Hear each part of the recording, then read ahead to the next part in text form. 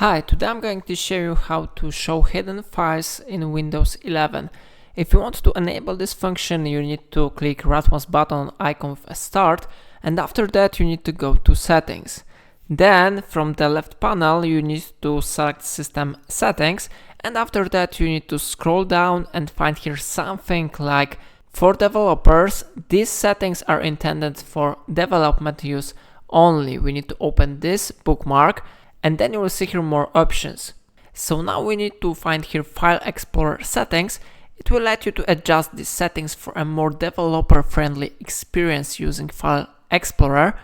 So I click on this option, and then you will find here more really useful settings. So we are interested in to find here Show Hidden and System Files option, because it is already turned off. If you will enable this option, and if you will open this C, you will be able to see here hidden files. So it is the hidden file, it is a hidden file, and it is a hidden file. If you will turn off this option, these folders will not be visible here. So in this way you can easily display hidden files in Windows 11.